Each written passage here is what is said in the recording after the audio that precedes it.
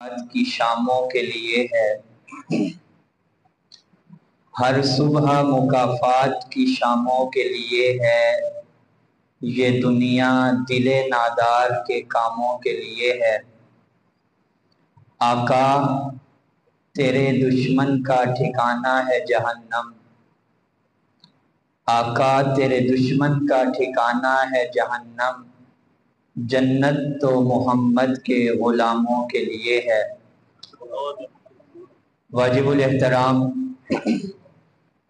قابل عزت تکریم و تعظیم بزرگوں، نوجوان ساتھیوں،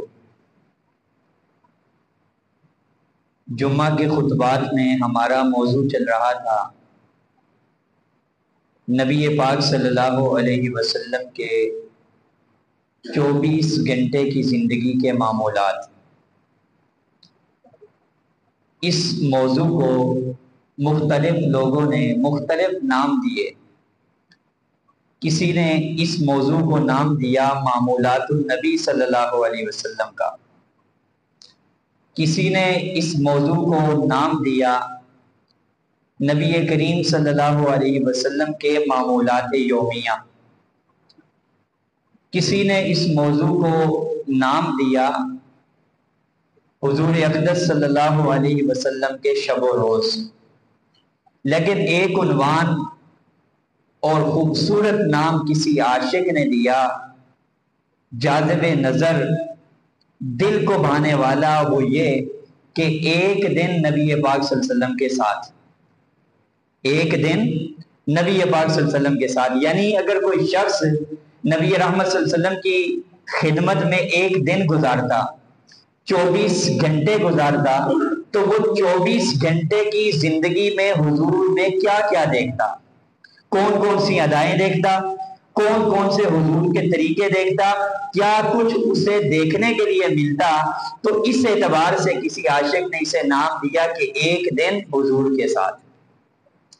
تو بہرحال اس موضوع کی ابتدائی کچھ باتیں عرض کی تھی، رسول اللہ صلی اللہ علیہ وسلم کی دن کے آغاز کے معمولات میں سے چند معمولات ذکر کیے تھے، اور آغاز یہاں سے کیا تھا کہ نبی رحمت صلی اللہ علیہ وسلم نے اپنی رات کو 3 حصوں میں تقسیم فرمایا تھا۔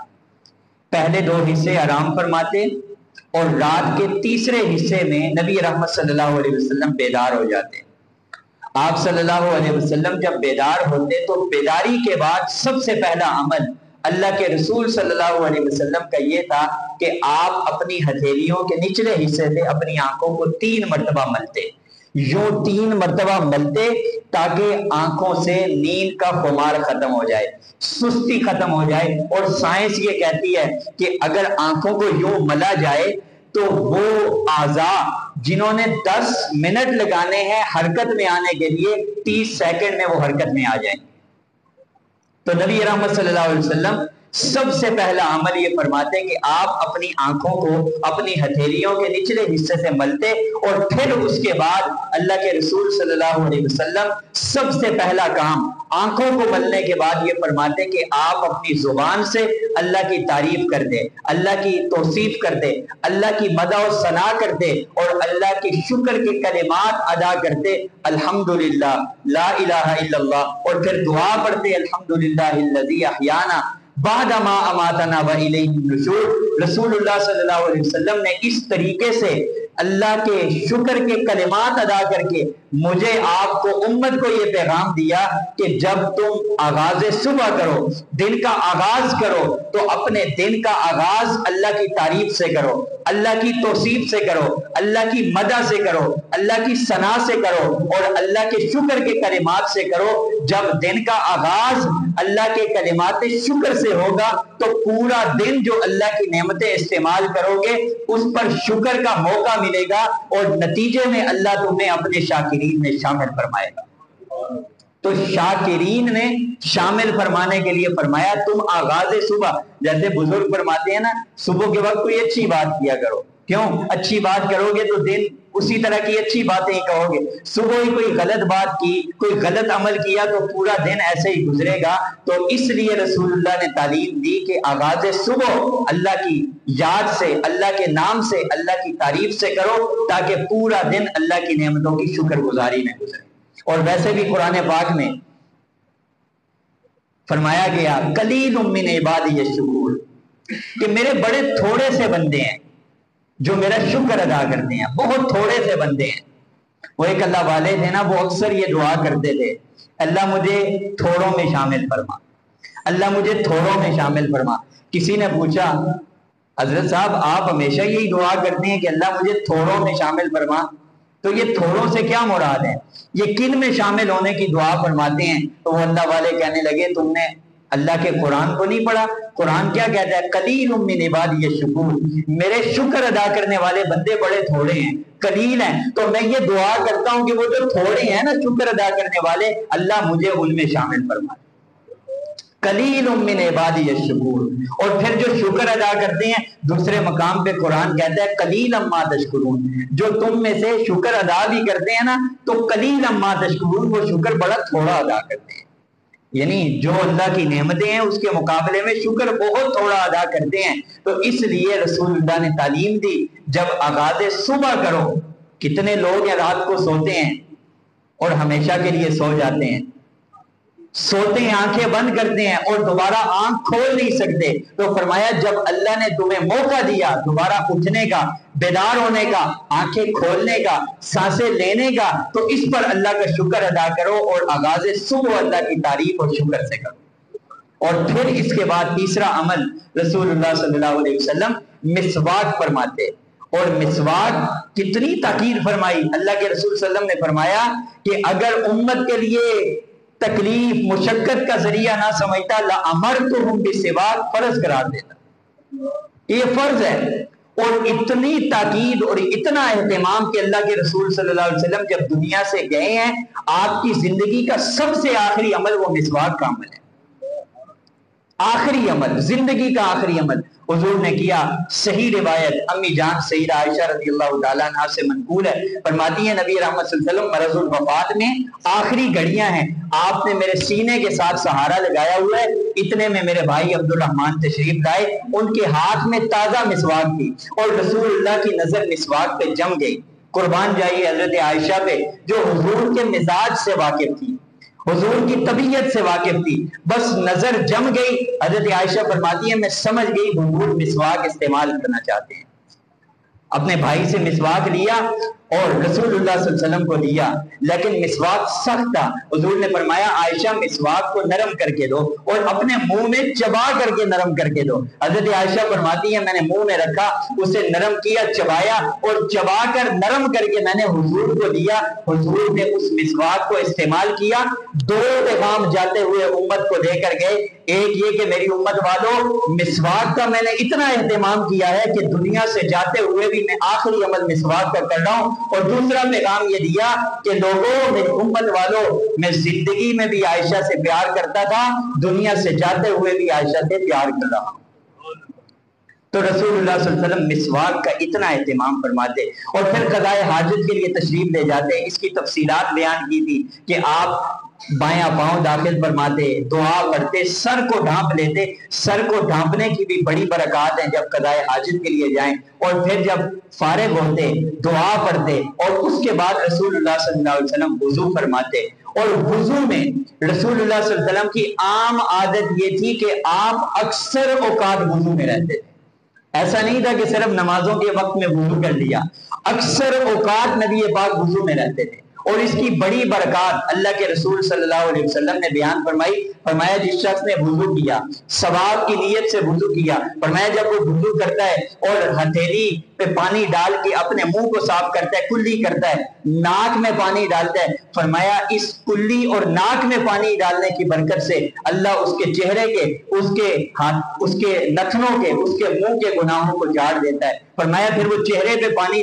ڈالتا ہے تو اس چہرے پہ پانی ڈالنے کی برکت سے اس کے داڑھی کے کناروں سے پانی کے ساتھ اس کے گناہ چہرے کے جڑ جاتے ہیں۔ پھر ہاتھ دھوتا ہے، فرمایا ہاتھ دھونے کے ساتھ اس کے ہاتھوں کے پوروں سے جیسے پانی جدا ہوتا ہے اس کے ہاتھوں کے گناہ بھی جدا ہو جاتے ہیں۔ پھر وہ مسح کرتا ہے، فرمایا بالوں کے کناروں سے پانی کے ساتھ اس کے سر کے گناہ بھی جڑ جاتے ہیں۔ پھر وہ جب پاؤں ٹخنوں سمیت دھوتا ہے، فرمایا پاؤں کے گناہ جڑ جاتے ہیں۔ جدا ہو جاتے ہیں، پھر یہ شخص کھڑا ہوتا ہے، نماز پڑھتا ہے، اللہ کی حمد کرتا ہے، ثنا کرتا ہے، خالی ذہن ہو کر اللہ کی عبادت کرتا ہے۔ فرمایا جب نماز سے فارغ ہوتا ہے ایسے صاف ستھرا گناہوں سے ہو جاتا ہے جیسے ابھی ابھی اسے ماں نے جنا ہو، ابھی ابھی اسے ماں نے جانا، اتنا پاک صاف ستھرا ہو جاتا ہے۔ اور دوسری روایت میں حضرت ابو ہریرہ کہتے ہیں نبی پاک صلی اللہ علیہ وسلم جنت البقیع میں تشریف لے گئے، آپ نے مردوں کو، قبر والوں کو سلام کیا، السلام علیکم، اور فرمایا اے مومنوں ہم بھی تمہارے پاس آنے والے ہیں، تم سے ملنے والے ہیں، اور فرمایا میری خواہش ہے کہ میں اپنے دینی بھائیوں کے ساتھ ملوں۔ صحابہ نے عرض کی اللہ کے رسول ہم آپ کے بھائی نہیں؟ فرمایا تم تو صحابہ ہو، میرے بھائی وہ ہیں جو بعد میں آئیں گے، جو ابھی تک پیدا نہیں ہوئے۔ صحابہ نے کہا یا رسول اللہ صلی اللہ علیہ وسلم جو ابھی تک آئے نہیں، جن کی آپ سے ملاقات ہوئی نہیں، جن کو آپ نے دیکھا نہیں، آپ ان کو پہچانیں گے کیسے؟ فرمایا یہ بتاؤ کہ کسی کے پاس گھوڑے ہوں، ایسے گھوڑے کہ ان کے جو سر ہے وہ سفیدی مائل ہو، سفید رنگ کا ہو، ان کے پاؤں بھی سفید رنگ کے ہوں، اور وہ کالے سیاہ گھوڑوں میں مل جائیں، کیا وہ سفید گھوڑوں والا اپنے گھوڑوں کو پہچانے گا یا نہیں؟ فرمایا پہچان لے گا یا رسول اللہ۔ فرمایا اسی طرح قیامت والے دن میں ہوش پر ہوں گا، میری امت میرے پاس آئے گی اس حال میں کہ ان کے ہاتھ، ان کے چہرے، ان کے پاؤں آثار وضو سے چمک رہے ہوں گے، اور میں ان آثار وضو سے اپنی امت کو پہچانوں گا اور حوض کوثر پہ اپنی امت کا استقبال کروں گا۔ اتنا رسول اللہ صلی اللہ علیہ وسلم اس کا اہتمام فرماتے تھے۔ اور پھر وضو انسان کرتا ہے، باوضو رہتا ہے، صاف ستھرا رہتا ہے، اللہ صفائی ستھرائی عطا کرتا ہے، پاک صاف رہتا ہے، زیادہ وضو کی وجہ سے زیادہ نیکیوں کی توفیق ملتی ہے، انسان وضو میں رہتا ہے، اللہ کی حفاظت میں رہتا ہے۔ اور سب سے بڑھ کر یہ حضور نے فرمایا کہ جو وضو کی حالت میں ہو اور موت کا فرشتہ آ جائے جب اس کی روح قبض ہونے لگتی ہے، اگر وہ وضو کی حالت میں ہو تو فرمایا شہداء میں اس کا شمار کیا جاتا ہے، شہادت کا مقام ملتا ہے۔ تو اس لیے وضو ویسے بھی انسان کو کرنا چاہیے، باوضو رہنا چاہیے، جب بھی قضائے حاجت کی ضرورت پڑے، وضو ٹوٹ جائے تو انسان ساتھ وضو کر لے۔ گرمیوں میں عادت ہم بنا لیں، سردیوں میں اللہ ہماری مدد کرے گا، سردیوں میں بھی آسان ہو جائے گا۔ تو رسول اللہ اکثر اوقات میں وضو میں رہتے، اور جب وضو فرماتے تو وضو کا آغاز بسم اللہ سے فرماتے۔ مختلف دعائیں منقول ہیں، بعض نے کہا کہ بسم اللہ الرحمن الرحیم پڑھتے، بعض نے کہا بسم اللہ والحمدللہ پڑھتے، آسان بسم اللہ والحمدللہ پڑھ لیں۔ ایک لمبی دعا بھی منقول ہے۔ پھر جب وضو فرماتے تو ایک دعا رسول اللہ بار بار پڑھتے تھے، بڑی جامع دعا، بڑی خوبصورت دعا۔ تین چیزیں اس دعا کے اندر ہے، فرمایا اللہم اغفر لی ذنبی ووسع لی فی داری وبارک لی فی رزقی۔ تین چیزیں اس دعا میں مانگی گئی۔ پہلی چیز جامع ترین دعا، فرمایا اے اللہ میرے گناہوں کو معاف فرما دے۔ رسول اللہ اکثر یہ دعا، حضور تو گناہوں سے پاک، پھر یہ کیوں دعا مانگ رہے ہیں؟ قضائے حاجت سے فارغ ہو گئے ہیں، غفرانک اللہ معاف کر دے، کیوں کہہ رہے ہیں؟ یہ میرے اور آپ کے لیے تعلیم ہے کہ جب میں پاک صاف ستھرا گناہوں سے بخشایا، جب میں استغفار کرتا ہوں تو میری امت والوں تمہیں کتنا استغفار کرنا چاہیے، یہ تعلیم کے لیے۔ تو رسول اللہ صلی اللہ علیہ وسلم یہ دعا پڑھتے اللہم اغفر لی ذنبی، اے اللہ میرے گناہ معاف فرما دے۔ دوسری دعا فرماتے ووسع لی فی داری، اے اللہ کشادہ گھر عطا فرما دے۔ کشادہ گھر، آج چھت کی قیمت ان سے پوچھئے جن کے پاس چھت موجود نہیں، آج گھر کی قدر ان سے پوچھئے جن کے پاس گھر نہیں، جو 20 25 30 ہزار روپیہ دے کر کرایہ رہ رہے ہیں اور وقت گزار رہے ہیں، ان سے گھر کی قدر پوچھئے۔ اور پھر کشادہ گھر، اس دور میں کشادہ گھر یہ اللہ کی کتنی بڑی نعمت۔ فرمایا کہ جو شخص نماز وضو کے دوران اس دعا کا اہتمام فرماتا ہے، مجرب ترین وظیفہ ہے، فرمایا جو اس دعا کا اہتمام فرماتا ہے، دعا کی برکت سے اللہ اسے اپنا گھر عطا فرماتا ہے۔ اور صرف گھر نہیں، وَوَسِّعَ لِي فِي دَارِي، کشادہ گھر عطا فرماتا ہے۔ اور یہ مجرب ترین عمل ہے، جنہوں نے اس کا اہتمام کیا اللہ نے غیب سے صورتیں بنائی ہیں۔ اور ویسے بھی بزرگ کہتے ہوتے ہیں نا، دو چیزوں کے لیے اللہ کی خصوصی مدد ہوتی ہے، ایک جب انسان گھر بنانے لگتا ہے نا پتہ ہی نہیں چلتا گھر بن جاتا ہے، اور دوسرا شادی کے معاملات میں پتہ ہی نہیں چلتا سارے معاملات اللہ حل فرما دیتا ہے۔ تو فرمایا وَوَسِّعَ لِي فِي دَارِي، جو گھر سے پریشان ہے، گھر نہیں ہے، چھت نہیں ہے تو کشادہ نہیں ہے، تو فرمایا کہ وہ اس دعا کا اہتمام کرے. اور تیسرا وبارک لی فی رزقی، اے اللہ میرے رزق میں برکتیں عطا فرما دے. آج سب سے بڑا مسئلہ ہی تو روزی کا ہے. آج روزگار نہ ہونے کی وجہ سے، بے روزگاری کی وجہ سے لوگ بھیک مانگنے پہ مجبور ہو گئے ہیں. بے روزگاری کی وجہ سے لوگ غلط کام کرنے شروع ہو گئے ہیں، غلط طریقوں سے مال کمانا شروع ہو گئے ہیں، اور یہاں تک کہ حرام کی موت خودکشیوں تک کرنے لگ گئے ہیں بے روزگاری کی وجہ سے. اور اگر روزگار ہے تو برکت نہیں ہے، لاکھوں آمدنی ہے، لیکن وہ رو رہا ہے کہ اخراجات پورے نہیں ہو رہے، مہنگائی ہے. تو فرمایا جو بے روزگاری سے پریشان ہے، روزگار کے حوالے سے پریشان ہے، فرمایا وہ اس دعا کا ہر وضو میں اہتمام کرے، اللہ اس کی برکت سے اسے حلال روزگار نصیب کرے گا، بابرکت روزگار نصیب کرے گا. وبارک لی فی رزقی، رسول اللہ اس دعا کو پورے وضو کے دوران بار بار کئی بار دوام کے ساتھ پڑھا کرتے تھے. اور جب وضو سے فارغ ہوتے تو پھر رسول اللہ صلی اللہ علیہ وسلم دوسرا کلمہ پڑھتے تھے. دوسرے کلمے کا رسول اللہ صلی اللہ علیہ وسلم نے اہتمام فرمایا اور اس کی فضیلت بھی بیان فرمائی. فرمایا جس نے وضو کیا اور وضو کے بعد آسمان کی طرف نظر اٹھائی، دوسرا کلمہ پڑھا، فرمایا اس کی برکت سے اللہ جنت کے 8 دروازے کھول دیتے ہیں، چاہے جس دروازے سے مرضی جنت میں داخل ہو جائے. 8 دروازے کیا ہے؟ دوسرا کلمہ. کتنا مختصر، ہر مسلمان کو آتا ہے آسمان کو دیکھنا. یہاں پر ایک بدعت بہت ساری جگہوں پر وہ کیا ہے کہ جب وضو کر لیتے ہیں نا تو ساتھ انگلی بھی اٹھاتے ہیں. یاد رکھیے کسی حدیث سے، صحیح حدیث سے انگلی کا اٹھانا ثابت نہیں ہے. نظر کا اٹھانا، آسمان کی طرف دیکھنا صحیح حدیث سے ثابت ہے، لیکن کسی صحیح حدیث سے انگلی اٹھا کر آسمان کی طرف دیکھنا ثابت نہیں ہے. اور دوسری یہاں پر یہ وضاحت بھی کہ آسمان سے مراد یہ نہیں ہے کہ اگر آپ کا گھر چھتا ہوا ہے تو آپ اسپیشل آسمان کو دیکھنے کے لیے چھت پہ چڑھ جائیں، یا آپ گلی میں چلے جائیں. بیوی پوچھے کہاں گئی تھی؟ مولوی صاحب نے کہا تھا کہ وضو کے بعد آسمان کو دیکھ کر دعا پڑھنی ہے، تو میں آسمان دیکھنے گیا تھا. آسمان سے مراد ہے اوپر کی طرف دیکھنا ہے، اوپر جو کچھ ہے یہ آسمان ہے. تو وہ فضیلت مل جائے گی اگر چھت کی طرف دیکھ کر کے ہم اس دعا کا اہتمام کر لیں. اور پھر رسول اللہ صلی اللہ علیہ وسلم اس کے ساتھ ایک اور دعا پڑھا کرتے تھے، اللہم اجعلنی من التوابین وجعلنی من المتطہرین. اے اللہ مجھے صاف ستھرا لوگوں میں، متطہرین میں شامل فرما، اور اپنی طرف رجوع کرنے والے، توبہ کرنے والوں میں شامل فرما. یہ دعا بھی رسول اللہ صلی اللہ علیہ وسلم پڑھا کرتے تھے. اور پھر جب آپ وضو سے فارغ ہوتے تو اس کے بعد رسول اللہ صلی اللہ علیہ وسلم تہجد کی نماز ادا فرماتے تھے. اور تہجد سے پہلے بعض احادیث میں ہے رسول اللہ صلی اللہ علیہ وسلم کا ہمیشہ کا عمل تھا سورہ آل عمران کا آخری رکوع حضور صلی اللہ علیہ وسلم روزانہ پڑھا کرتے تھے. ہم کبھی کبھی فجر میں جو پڑھتے ہیں نا، ان فی خلق السماوات والارض واختلاف اللیل والنہار لآیات لأولی الالباب، یہ رکوع رسول اللہ صلی اللہ علیہ وسلم تہجد کے وقت پڑھا کرتے تھے.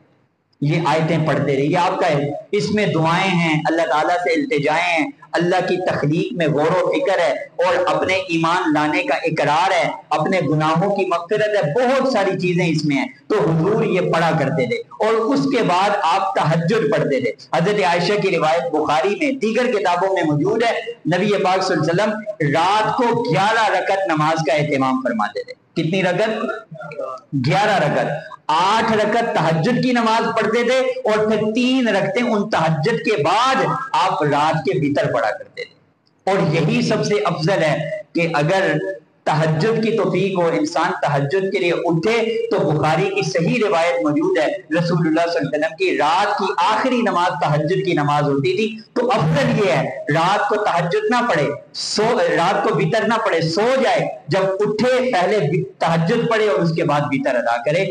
سنت کا ثواب بھی ملے گا اور یہی افضل ترین عمل ہے. تو رسول اللہ صلی اللہ علیہ وسلم 8 رکعت تہجد کی نماز پڑھتے، اور بعض روایتوں میں کبھی کبھار ایسے ہوتا اکثر اوقات 8 پڑھتے، کبھی 6 بھی پڑھ لیتے، کبھی 4 بھی پڑھ لیتے، کبھی 12 بھی پڑھ لیتے، لیکن عموماً آپ 8 رکعتیں پڑھتے تھے. اور پھر 3 رکعتیں وتر کی نماز رسول اللہ صلی اللہ علیہ وسلم ہمیشہ تہجد کے بعد پڑھا کرتے تھے.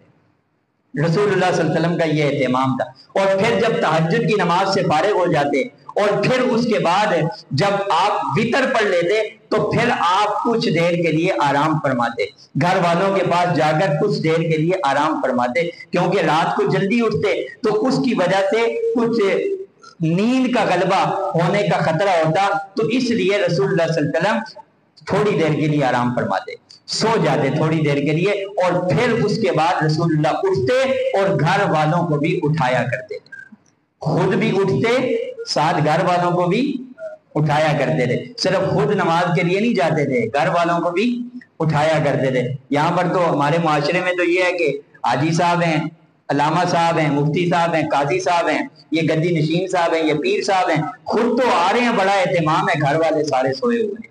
تو رسول اللہ صلی اللہ علیہ وسلم خود بھی اٹھتے تھے، گھر والوں کو بھی اٹھایا کرتے تھے، اور یہ نہیں ہے کہ ڈنڈا مار کوئی تحریک ہوتی تھی، رسول اللہ صلی اللہ علیہ وسلم بس جگاتے تھے، گھر والے، تربیت ایسی تھی، گھر والے اٹھ جاتے تھے، اور پھر رسول اللہ صلی اللہ علیہ وسلم اس دوران جب گھر والے اٹھ جاتے تو گھر والوں کے ساتھ بات چیت بھی کیا کرتے تھے۔ اور قربان جائیے ازواج مطہرات پر جنہوں نے رسول اللہ کی چھوٹی چھوٹی چیزوں کو محفوظ کیا، یہاں تک بتا دیا کہ جو وہ گھر والوں کے ساتھ بات کرتے تھے نا، وہ بات کیا ہوتی، وہ کیا بات کرتے تھے۔ ازواج مطہرات کہتی ہیں، حضرت عائشہ فرماتی ہیں کہ جب بھی تہجد کے وقت ہمیں اٹھاتے اور اس وقت ہم سے بات کرتے تو امت کی بھلائی کی بات کرتے، امت کی خیر کی بات کرتے، امت کے حوالے سے کوئی نہ کوئی بات فرماتے، اور اس کے بعد اذان ہوتی تو رسول اللہ صلی اللہ علیہ وسلم اذان کا جواب دیتے اور اذان کے بعد دعاؤں کا اہتمام فرماتے۔ اور یہ بڑے افسوس کی بات ہے کہ ہمارے ہاں اذان کی بڑی ناقدری ہوتی ہے۔ پہلے تو اذان سنی ہی نہیں جاتی، وہ ہم چھوٹے تھے نا، تو اگر ٹی وی چل رہا ہوتا تھا کہیں پر تو اذان ہو جاتی تھی نا، تو اذان کی ادب میں ٹی وی کو آف کر دیا جاتا تھا، اور خواتین جیسے ہی اذان کے کلمات کانوں میں پڑتے تھے فوراً دوپٹہ رکھ لیتی تھی، چاہے وہ جوان ہے چاہے وہ بوڑھی ہیں۔ لیکن اب کیا ہے، ٹی وی چل رہا ہے، اذان ہو گئی ہے، ماں کہہ رہی ہے بیٹا اذان ہو رہی ہے، تو بیٹا بیٹی وہ آواز بند کر رہے ہیں لیکن ٹی وی چل رہا ہے، وہ دیکھ ادھر ہی رہے ہیں، صرف ماں کے، باپ کے، بڑے بھائی کے ڈر سے آواز بند کر دی ہے یہ۔ اور میں نے خود ایک ماں کو بیٹی سے یہ کہتے ہوئے سنا، ماں کہہ رہی ہے بیٹا اذان ہو رہی ہے، سر پہ دوپٹہ لو، اور بیٹی کہہ رہی ہے، جوان بیٹی، عاقل بالغ بیٹی، وہ کہہ رہی ہے کہ امی روزانہ ہوتی رہتی ہے، روزانہ ہوتی رہتی ہے۔ تو اذان کی بڑی ناقدری ہے، 2 منٹ اذان کے ہم سے برداشت نہیں ہوتے، یہاں تک فرمایا کہ اگر آپ نے قضائے حاجت کے لیے جانا ہے، اذان شروع ہوگی ہے تو آپ بیت الخلاء میں نہ جائیں، رک جائیں، اذان پوری سنیں، جواب دیں، اس کے بعد جائیں۔ یہ قدر ہے اذان کی۔ اور پھر اذان اگر سنی جاتی ہے تو اس کا جواب نہیں دیا جاتا۔ اللہ کے رسول صلی اللہ علیہ وسلم نے تاکید فرمائی اور فرمایا کہ جب بھی مؤذن کو اذان کے کلمات کہتے ہوئے سنو تو جو کلمات وہ کہے وہی کلمات واپسی میں دہراؤ۔ وہ اللہ اکبر کہے تم اللہ اکبر کہو، وہ اشہد ان لا الہ الا اللہ کہے تم اشہد ان لا، جب حی علی الصلاۃ پہ پہنچے تو تم نے اس کے جواب میں کہنا ہے لا حول ولا قوت الا باللہ، وہ حی علی الفلاح کہے تو تم نے جواب میں کہنا ہے لا حول ولا قوت الا باللہ۔ فجر کی اذان میں 2 کلمات کا اضافہ ہے نا، الصلاۃ خیر من النوم، یہ 2 مرتبہ کہا جاتا ہے۔ فرمایا جب مؤذن یہ کلمات کہے تو تم جواب میں کہو صدقتا وبررتا وبالحق نطقتا، یہ کلمات کہو۔ فرمایا اس طرح سے اذان کے کلمات کا جواب، فرمایا جس نے اذان سنی، اذان کے کلمات کا جواب دیا، مؤذن کے حی علی الصلاۃ پہ، مؤذن کے حی علی الفلاح پہ لا حول ولا قوت الا باللہ کہا، فرمایا یہ ضرور جنت میں داخل ہو۔ مسلم کی روایت ہے، رسول اللہ صلی اللہ علیہ وسلم نے بشارت سنائی ہے۔ اور پھر جب اذان مکمل ہو جاتی، اور یہ جیسے اذان کا حکم ہے ایسے ہی اقامت کا حکم ہے کہ جب اقامت ہو رہی ہو نا تو اقامت کے کلمات بھی ساتھ دہرانے ہیں وہی، لیکن اقامت میں حی علی الصلاۃ کے جواب میں حی علی الصلاۃ ہی کہنا ہے، حی علی الفلاح کے جواب میں حی علی الفلاح ہی کہنا ہے، اور جب قد قامت الصلاۃ کہے تو جواب میں کہنا ہے اقامہ اللہ و ادامہ، اقامہ اللہ و ادامہ، یہ کلمات جواب میں کہنے ہیں۔ اور فرمایا کہ جب نماز اذان مکمل ہو جائے تو اس کے بعد سب سے پہلا عمل یہ کرنا ہے کہ آپ نے درود پاک پڑھنا ہے۔ ہم ڈائریکٹ ہو جاتے ہیں نا، کیا اللہم رب هذه الدعوۃ التامہ، رسول اللہ صلی اللہ علیہ وسلم نے پہلے یہ ارشاد فرمایا کہ درود پاک پڑھو، اور مجھ پہ درود پڑھو گے 10 رحمتیں نازل ہوں گی، 10 गुनाह माफ होंगे, 10 दर्जात बुलंद होंगे। कितनी देर लगती है दरूद पढ़ने में? दरूद पढ़ो सबसे पहले, और दरूद के बाद मेरे वसीले के लिए रब से ये दुआ करो, अल्लाहुम्मा रब्ब हाज़िहि दाअवति ताम्मा वस्सलातिल काइमा आति मुहम्मदनिल वसीलत वल फजीला वबअसहु मकामम महमूदन अल्लज़ी वअदता इन्नका ला तुखलिफुल मियाद। फरमाया जिसने मुअज्जिन के कलिमात की अज़ान सुने, जवाब दिया, उसके बाद दरूद पढ़ा और फिर ये दुआ मांगी, मेरी शफाअत उस पर लाजिम है, मेरी शफाअत उस पर लाजिम है, मैं उसकी सिफारिश करूंगा, रसूलुल्लाह सल्लल्लाहु अलैहि वसल्लम ने फरमाया। और मुल्ला अली कारी रहमतुल्लाह अलैह ने मिशकात की शरह मिरकात में जब इस हदीस की तशरीह फरमाई ना, तो आखिर में बड़ा खूबसूरत नुक्ता नकल फरमाया। फरमाया वफीही इशारतुन इला बशारती हुस्निल खातमा, कि ये जो रसूलुल्लाह सल्लल्लाहु अलैहि वसल्लम ने फरमाया ना कि मैं उसकी सिफारिश करूंगा, मुझ पर उसकी शफाअत लाजिम है, जो इन दुआओं का एहतमाम करे। मुल्ला अधिकारी फरमाते हैं दरअसल इसमें इशारा है कि जो आजान के कलिमात सुनकर दरूद पढ़ता है और उसके बाद ये दुआ पढ़ता है, ये बशारत है कि वो जब मरेगा तो ईमान के साथ मरेगा, हुस्ने खात्मा की तरफ। क्यों? हुजूर ने क्या फरमाया? मेरी शफाअत लाजिम है। और हुजूर की शफाअत काफिरों के लिए होगी, मुसलमान के लिए होगी ना। तो ये शफाअत की खुशखबरी सुनाकर ये इशारा फरमाया हुस्ने खात्मा की तरफ, कि जब ये मरेगा तो ईमान के साथ मरेगा, इसका हुस्ने खात्मा होगा। कितना सा अमल है, कितनी बड़ी फजीलत है। और फिर रसूलुल्लाह सल्लल्लाहु अलैहि वसल्लम ने फरमाया जो चाहता है कि मेरे गुनाहों की बख्शिश हो, फरमाया वो दुरूद पाक के बाद, वो इस दुआ के बाद दूसरा कलमा पढ़े, अशहदु अल्ला इलाहा इल्लल्लाह वहदहु ला शरीका लहु व अन्ना मुहम्मदन अब्दुहु व रसूलुहु। ये हदीस के अल्फाज है। ये पढ़ के फिर साथ वो ये दुआ मांगे, रज़ीतु बिल्लाहि रब्बा व बिल इस्लाम दीना व बि मुहम्मदिन सल्लल्लाहु तआला अलैहि वसल्लम नबिय्या। फरमाया इसके सारे गुनाह अल्लाह माफ फरमा दे। कितने छोटे छोटे अमल हैं, नेकी के कितने मौके हैं, कदम कदम पर कमाने के अल्लाह मौके दे रहे हैं। वो कहते हैं ना सांस है तो चांस है, ये चांस हमारे पास है, जब तक सांस हमारा है तो इन मौकों से हमें फायदा उठाना चाहिए। अल्लाह ताला जो रसूलुल्लाह सल्लल्लाहु अलैहि वसल्लम की अदाएं हम सुन रहे हैं, बयान कर रहे हैं, अल्लाह एक एक अदा को अपनाने की तौफीक अता फरमाए और इसके मुताबिक जिंदगी गुजारने की तौफीक अता फरमाए। व आखिर दावाना।